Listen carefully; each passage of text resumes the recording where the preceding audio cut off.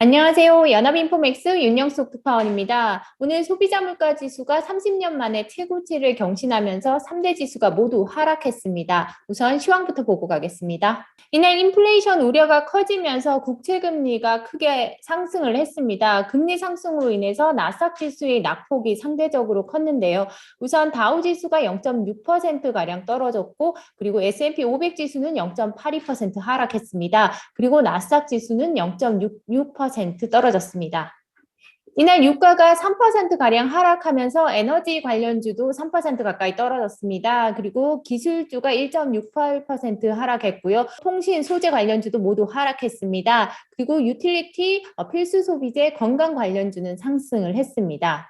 보시면 대형 기술 종목들이 모두 빨간불입니다. 마이크로소프트가 이제 1% 이상 하락했고요. 애플도 거의 2% 가까이 떨어졌습니다. 구글이나 페이스북 같은 경우도 모두 2% 이상 하락을 했고요. 아마존도 2.6% 떨어졌습니다. 그리고 이제 마스터카드와 화이자 그리고 테슬라가 상승을 했습니다. 마스터카드는 3% 이상 올랐고 화이자도 3% 이상 올랐고 테슬라는 4% 이상 상승을 했습니다.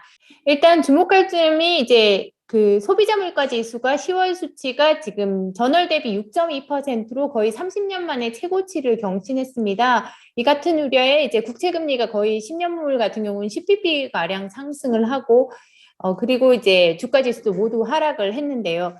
10월 소비자 물가 지수는 전월 대비로 6.2% 올랐는데요. 이 수치는 1990년 이후 최고치입니다. 그리고 이날 수치는 시장이 예상한 5.9%보다 더 높았고요. 그리고 이제 전월 대비 상승률 같은 경우도 0.6%로 시장이 예상치인 0.6%를 웃돌았습니다. 전년 대비로는 이제 지난달 같은 경우는 5.4%였는데요. 그보다 지금 이날 수치가 6.2%로 더 높았고요. 그리고 이제 전월 대비 수치도 지난번에는 0.4%였는데 이번에는 0.9%로 훨씬 더 높아졌습니다. 그리고 근원 소비자 물가 지수 같은 경우도 전월 대비 0.6%로 예상치인 0.4%를 웃돌았고요. 전년 대비 상승률도 4.6%로 예상치인 4%를 웃돌았습니다. 이 수치는 1991년 이후 또다시 최고치를 경신한 겁니다. 무엇보다도 연료유 가격이 전달보다 지금 12% 이상 오르면서 전년 대비로는 거의 60% 상승한 것이 이번 소비자 물가 상승률에 기여를 했고요. 그리고 에너지 가격 같은 경우도 4.8% 상승을 해서 전년 대비로는 30% 가까이 올랐습니다. 중고차 가격 같은 경우는 몇 달간 이제 하락세를 보였었는데 다시 전월 대비 2.5% 상승을 했고요. 전년 대비로도 26% 이상 높은 수준을 유지를 했습니다. 신차 가격도 1.4%나 상승을 했고요. 음식료 가격도 상승을 했습니다. 거의 모든 섹터에서 물가가 오르는 모습을 보였고요. 노동부 보고서를 보시면 지금 이제 전월 대비 상승률이 0.9%가 지금 계속 추세적으로 전월 대비 상승률이 하락을 하다가 이번에 크게 올랐습니다. 이 수치는 지난 6월과 같은 수준이고요. 그리고 전년 대비 상승률 같은 경우도 이게 파란색인데요. 지금 그동안 5%를 웃도는 수준을 계속 유지를 했었는데 이게 갑자기 6% 위로 치솟았습니다.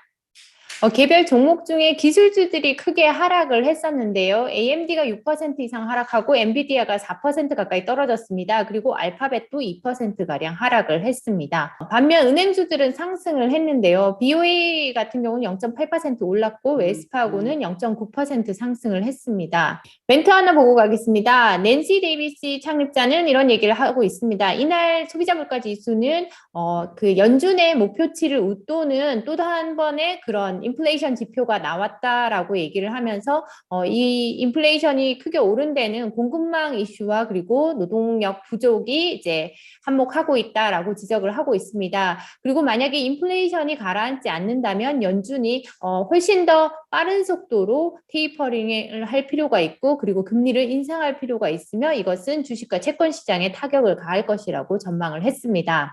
이날 물가지수가 크게 오르면서 인플레이션 우려가 부각이 됐습니다. 그러다 보니까 금리 선물 시장에 반영된 연준의 금리 인상 가능성도 더 커졌습니다. 시장에서는 이미 내년 첫 금리 인상을 7월로 예상을 하고 있고요. 이 수치는 이제 지난 9월에서 앞당겨진 겁니다. 여기 보시면 9월에 이제 완전히 첫 금리 인상을 가격에 반영했던 선물 시장에 지금 7월 계약에서 완전히 이거를 거의 가격에 반영하고 있다라고 얘기를 하고 있고, 그리고 두 번째 금리 인상은 내년 12월로 반영을 하고 있습니다.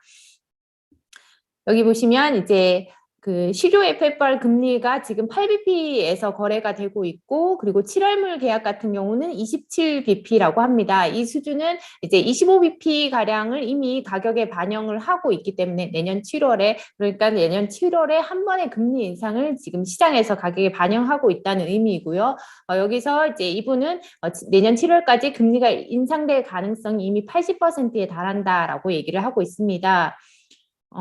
전날까지는 이제 9월에 금리를 인상할 가능성이 한 80% 가량이었는데요. 그 7월에도 첫 금리가 인상될 가능성을 지금 시장에서는 한 80%로 보고 있습니다. 그리고 내년 12월에 이제 금리를 인상할 가능성까지 완전히 가격에 반영된 상태라고 하고요. 12월물 금리 선물 가격이 지금 0.57%에서 거래가 되고 있다고 합니다. 이 얘기는 두 번, 25bp씩 두 번을 이미 가격에 반영을 하고 있다는 의미입니다. 바이든 대통령이 이제 소비자 물가 지수가 발표되고 나서 성명을 하나 발표를 했습니다. 지금과 같은 이제 높은 물가 상승 추세를 역전시키는 거, 그러니까 이제 추세를 바꾸는 것이 앞으로 나의 가장 큰 우선순위가 될 것이다라고 얘기를 했습니다. 그러면서 강력하게 인플레이션을 통제할 뜻을 시사를 했는데요. 여기 보시면 이제 성명서에서 인플레이션이 미국인들의 그 국민들의 그 재정 상황을 악화시키고 타격을 준다라고 얘기하면서 이 추세를 되돌리는 것이 앞으로 나의 가장 최우선 순위가 될 것이다라고 얘기를 했습니다. 그러면서 이제 그 백악관 산하에 있는 국가경제위원회에다가 지금 이 섹터, 그러니까 이 섹터는 에너지 부분의 섹터를 얘기합니다. 에너지 부분 섹터에서 그 비용을 추가로 낮출 방법을 강구하라라고 지시를 했고요. 그리고 연방거래위원회에다가는 이제 에너지 가격과 관련해서 시장 조작이 있거나 그런 부분에 있어서 이제 그 단속에 나서라라고 지시를 했습니다. 그리고 이제 인플레이션이 높은 수준을 보이면서 이제 연준이 예상보다 더 일찍 정책을 조정할 수 있다는 진단도 나오고 있습니다. 와튼 스쿨의 이제 제러미 시걸 교수가 연준이 인플레이션에 대해서 좀 더 진지하게 대응할 가능성이 있다라고 예상을 하면서 인플레이션 압력에 대해서 좀 더 강한 통화정책 스탠스를 곧 조만간 취할 수 있다라고 분석을 하고 있습니다.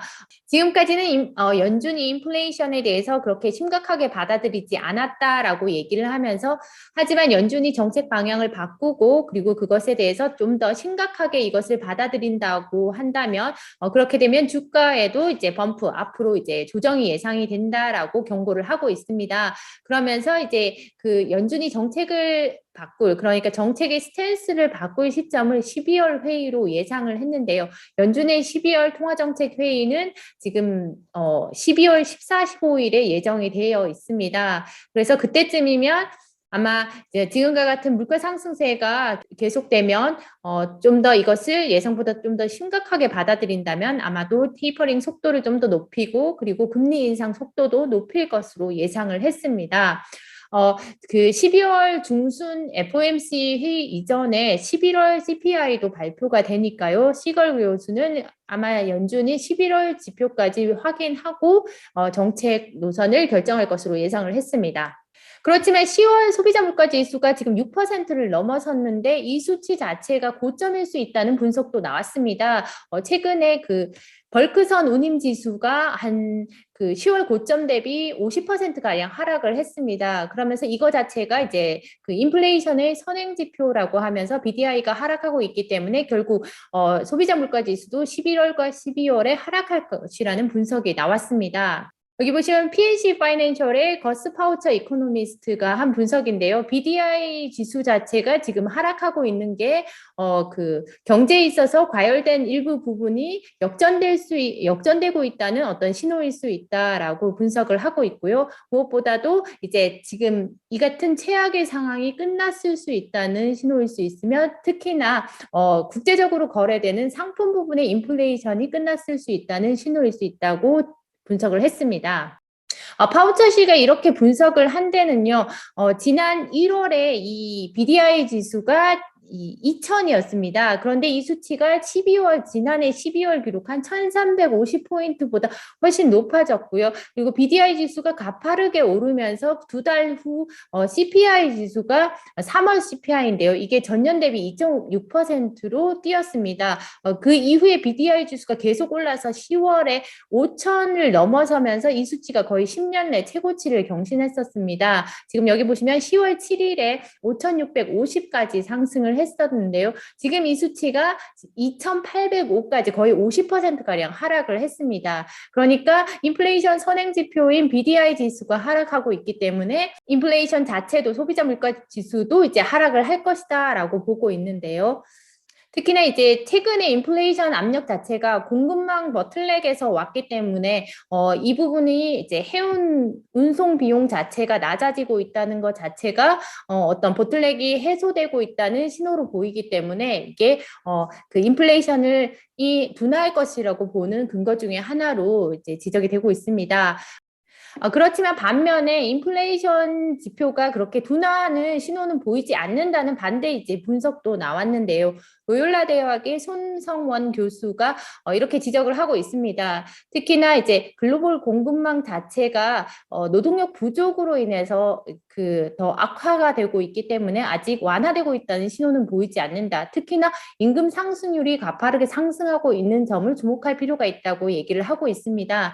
이분은 이제 인플레이션이 거의 들불처럼 퍼져나가고 있다라고 이제 비유를 하면서 임금과 샐러리 자체가 이제 높은 수준으로 행진을 하고 있다, 오르고 있다라고 얘기를 하고 있습니다. 특히나 기업들이 인력을 구하기 위해서 임금을 올리고 각종 수당을 높이고 보너스를 제공하느라고 이제 임금이 더 오르고 있고요. 그러면서 동시에 그 소비자들의 물가 기대가 높아지면서 오히려 기업들은 그 높아진 물가 자체를 소비자들에게 전가하는 것에 그닥 거리낌이 없다라고 지적을 하고 있습니다. 그러면서 이제 제품 가격도 오르고 동시에 임금 상승률도 상승을 하면서 동시에 다 오르고 있는 지금과 같은 상황이 아직은 완화될 기미가 보이지 않는다라고 지적을 하고 있습니다. 그리고 아마존이 지분을 20% 투자한 전기 배달 업체죠. 리비안이 오늘 주식시장에 상장을 했습니다. 리비안이 주가는 이날 30%가량 상승하면서 $100에서 거래를 마쳤습니다.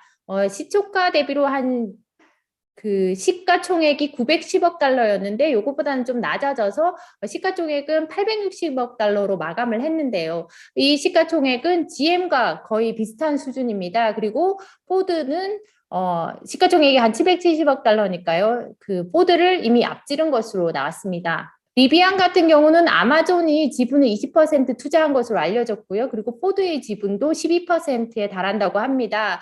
그리고 무엇보다도 이제 이 최근에 그 리비안이 공시한 바에 따르면 아마존이 이미 2030년까지 이 리비안 이 전기 트럭을 10만 대 주문했다라고 공시한 바 있습니다. 그리고 당장 내년부터는 리비안이 그 아마존 배달 트럭이 10,000대가량 그 배달에 활용될 것이라고 밝히고 있습니다. 네, 제가 준비한 소식은 여기까지입니다. 내일은 채권 시장이 재앙군인의 날로 휴정합니다. 주식시장은 정상 개장하니까 내일은 증시 시황 갖고 다시 찾아뵙겠습니다. 감사합니다.